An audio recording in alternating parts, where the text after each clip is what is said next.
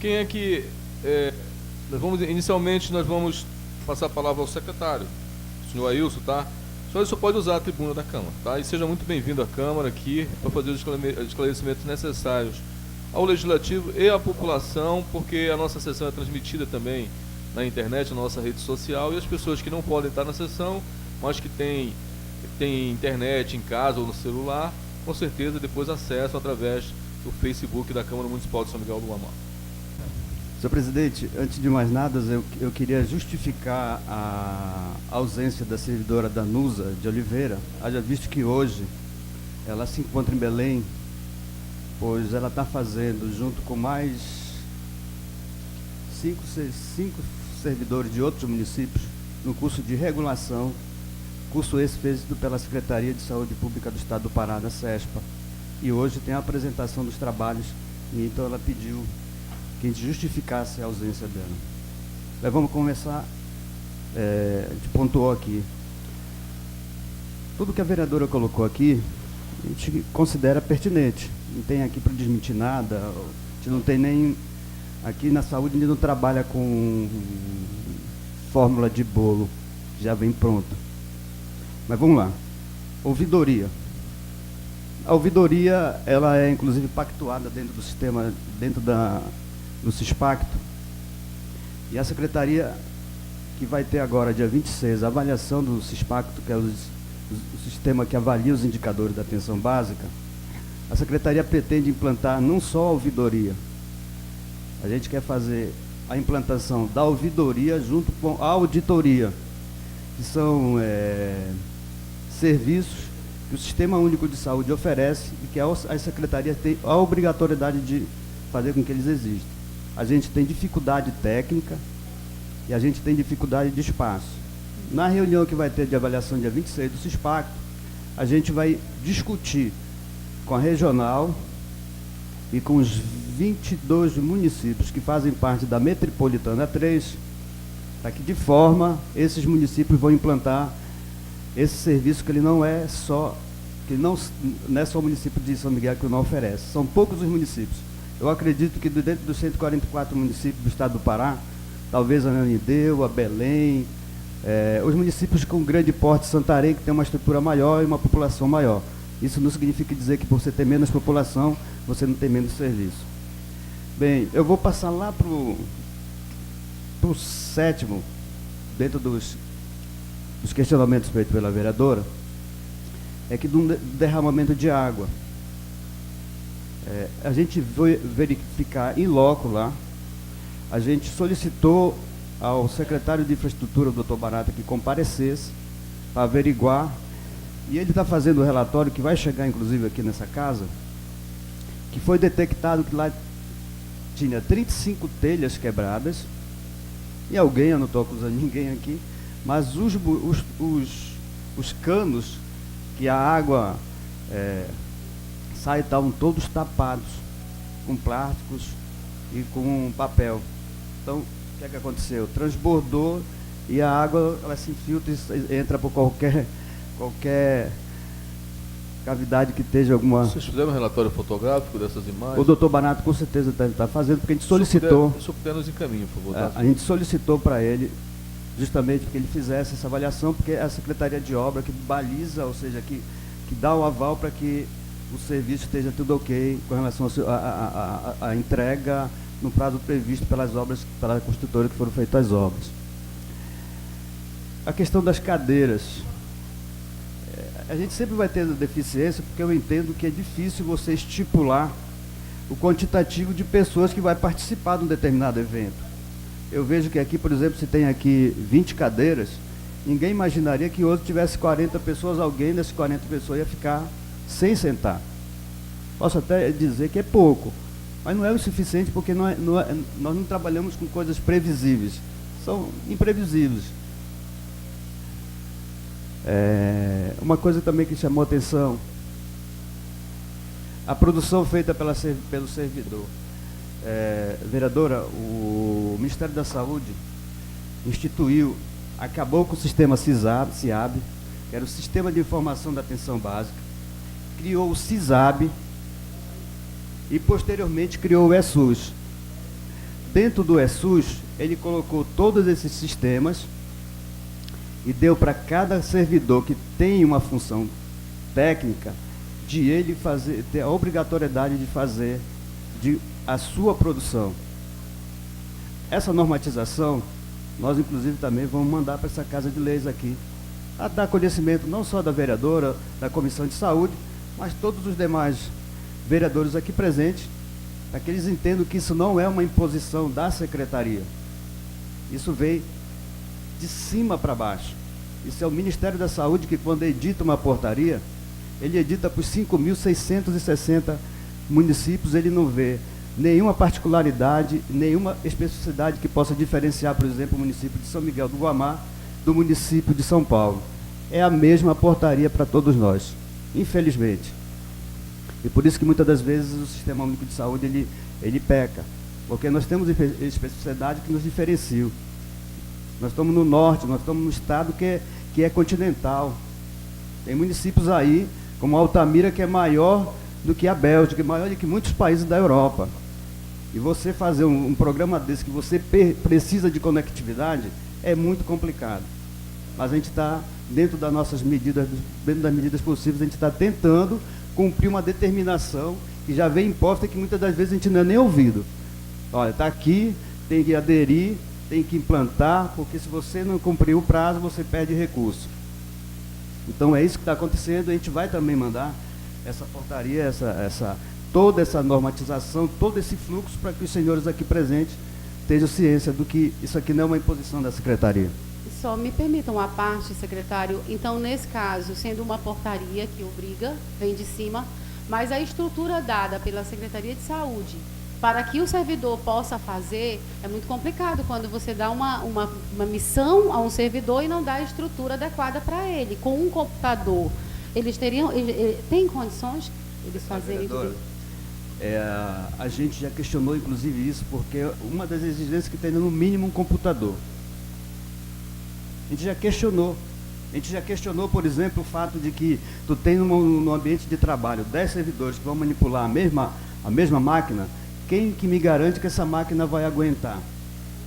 Com toda certeza não. Mas esse é o recurso que eu tenho. Então é isso que é o mínimo que está pedindo, é isso que é o mínimo que a gente está fazendo. A gente não está deixando. Eu acho que o pior é não deixar de fazer, a gente está fazendo. Só mais voltando, até para não perder o pensamento e o foco, a questão do senhor falou que tinha telhas quebradas. Dentro disso, eu vou fazer uma pergunta. Tem vigia no posto durante a noite? Como é que está funcionando a questão dos vigias? Você pode responder depois. Durante o dia e a noite ficam? Porque também temos denúncias dos postos de saúde sendo saqueados. Roubos, eu não sei se chegou até o senhor. Eu até pedi ocorrências, mas a pessoa não deu. Então, eu gostaria realmente de saber se tem chegado. Bem, com relação ao ESUS, com relação a essa produção, a gente vai mandar a documentação que comprova. Com relação à questão lá do Perpétuo Socorro, a falta de medicamentos, ela não é só pertinente a nós. Eu acredito que também todos os 144 municípios têm essa dificuldade pela questão de processo licitatório, que a gente não pode comprar nada sem licitação, e a gente, dentro daquilo que foi estimado para que a gente pudesse suportar a nossa demanda, a gente está, digamos assim, com o estoque já diminutivo. A gente priorizou principalmente a questão do atendimento no hospital. Com relação ao remanejamento do posto de saúde lá para o Palmeiras, a gente, de maneira nenhuma, a gente faz nada de forma impositiva ou porque a gente é secretário e a gente quer. A gente sempre trabalha com o espírito que nós somos uma equipe, nós não somos equipe. Eu para isso, eu para aquilo, eu para tudo. Nós não trabalhamos nessa filosofia de trabalho. Por conta disso, como a gente sabia que a gente precisaria fazer esse remanejamento para resolver uma pendência anterior ao que faltou para ser concluído na reforma do Perpétuo Socorro, nós demos ciência para o Conselho Municipal de Saúde. Nós não fazemos de maneira nenhuma nada de forma aleatória. Nós demos ciência para o Conselho daquilo que pretendíamos fazer. Sabíamos que nós tínhamos dificuldade, mas nós partimos do princípio que, entre não ficar com o serviço e ter pelo menos ele, A gente preferiu ter ele menos. E a gente deu a ciência para o conselho. Pode ter acontecido é que a empresa que é responsável para concluir o processo demorou a fazer, demorou a concluir. Mas nós mandamos notificações para essa empresa, para que ela se atentasse ao prazo que ela nos deu para a conclusão dessa obra, porque a própria população estava cobrando, que é um direito dela. Então, de maneira nenhuma, a gente fez essa coisa aleatória. A gente deu ciência para o conselho e, inclusive, consorciou essa situação com o próprio conselho. O que vocês acham? Bem, o fracionamento do medicamento me chama a atenção porque, salvo engano, e Erailson pode responder com maior detalhe, é que o município aderiu à campanha da hanseníase e do tracoma. E esse medicamento que vinha para ser liberado, ele vinha nesse recipiente, porque ele seria fracionado. E quem foi liberado, quem liberou para nós foi um outro ente. Foi por isso que foi feito dessa forma. Porque a gente sabe que a gente não pode fracionar medicamento, até porque a gente cobra do serviço privado. Então nós não podemos ir contra aquilo que a gente está tentando regular para que seja feito de forma correta. Nós temos um problema de médico porque esse é um profissional com uma alta rotatividade. Não é só aqui, é em todos os 144 municípios do estado do Pará. E nós tivemos um problema porque nós tínhamos 3 médicos que, digamos assim, eles trabalharam sempre de forma unida. Eles vieram do município, por exemplo, de Tailândia, os 3 saíram de lá juntos e chegaram juntos e daqui. E a gente teve algum problema com eles com relação à questão que eles pediram o desligamento deles, determinando já o dia que seriam desligados, mas eles entraram com atestado médico. Teve médico que atendeu com atestado de 15 dias. Ou seja, eu vou sair dia 30, mas vou trabalhei até dia 14, no 15º dia eu já apresentei o atestado e estou justificando os 15 dias restantes. Por conta disso, nós procuramos a coordenação do PMM, do Programa Mais Médico no estado do Pará, a doutora Margarete Costa, para que veja de que forma o Programa Mais Médico poderia nos ajudar. Nós sabemos que dos 144 municípios do estado do Pará, só 12 ficaram fora do Programa Mais Médico. Na época, o Programa Mais Médico ele era o médico intercambista, o médico com formação estrangeira, o médico intercambista e o médico brasileiro. E o Provab era um outro programa que o Ministério da Saúde criou para ajudar os municípios. O Provab foi incorporado ao Mais Médico. Aí o Mais Médico ficou com médico brasileiro com formação no Brasil, médico intercambista com médico brasileiro, formação no exterior, médico do Provab e o médico estrangeiro que poderia que seria aproveitado. Uma das diretrizes do Mais Médico é que você não pode substituir o médico brasileiro que já trabalha na sua unidade pública, na sua unidade, por um outro do Mais Médico. Você não pode demitir. E o município de São Miguel manteve todos os médicos aqui desde o começo da criação do Mais Médico até agora. Nós fizemos essa explanação para a coordenadora do Mais Médicos e onde ela deu a seguinte orientação: você só tem um médico intercambista, dos médicos do Mais Médico ele é intercambista. O que nós poderíamos fazer é você fazer uma solicitação e lá no CGP, no Sistema de Gerenciamento de Pessoas lá do Mais Médico, fazer uma solicitação pedindo que o seu município seja contemplado com algum médico que queira sair de outro município, que ele peça o remanejamento dele. E aí, Brasília vai avaliar essa possibilidade de você ser contemplado. Mas não vou lhe garantir nada, porque o seu município ainda está dentro daqueles que mantém, desde o começo do Mais Médico, todos os médicos. E uma das premissas do Mais Médico é: se você tem, mantenha. Você não pode demitir. A não ser que você crie serviço novo, e aí você pode incluir. E isso é um problema que nos angustia por causa dessa rotatividade. Nós tivemos também uma situação que contribuiu um pouco com essa situação, que nós fomos até ao Sindicato dos Médicos, ao CRM dos Médicos, porque no dia 3 de janeiro de 2016, o Sindimepa colocou lá no site deles e no veículo de circulação estadual aqui do estado, nacional, que é o Diário do Pará, colocou uma nota dizendo que tinha alguns municípios que estavam dando calote nos seus médicos. E entre esses municípios que estavam dando calote nos seus médicos estava São Miguel do Gomá. Isso foi dia 3 de janeiro.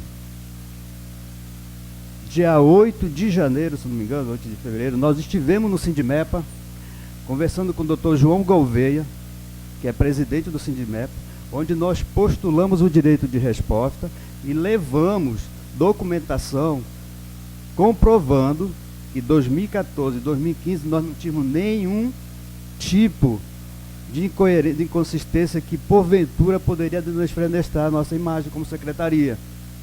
E que eu ficava um pouco triste, porque eu entendo que toda moeda tem dois lados. Ouviram quem nos acusou, mas antes de depreciar a gente, nós nos deram o direito de resposta. Recentemente, agora, eu não estou precisando agora, ainda foi em fevereiro, o próprio Sindimepa mandou no seu órgão de circulação, no seu jornal, no seu site e no próprio jornal, uma retificação, retificando o que ele tinha colocado lá dia 3 de janeiro de 2016. Por conta disso a gente teve dificuldade. E agora a gente está tendo o quê? Médicos postulando a querer vir trabalhar para nós. Mas também a gente colocou algumas imposições, né? Estamos tendo dificuldade porque nós nivelamos o salário. É X e não tem jeito. E fizemos algumas exigências. Nós já tivemos aqui vários médicos, mas na hora da cumprir a obrigatoriedade, a gente quer que o médico cumpra com o município, ele se furta. E nós só vamos ficar com aqueles que realmente possam realmente contribuir para a secretaria e para o município. Então é essa a situação e por enquanto a gente está repassando aos senhores.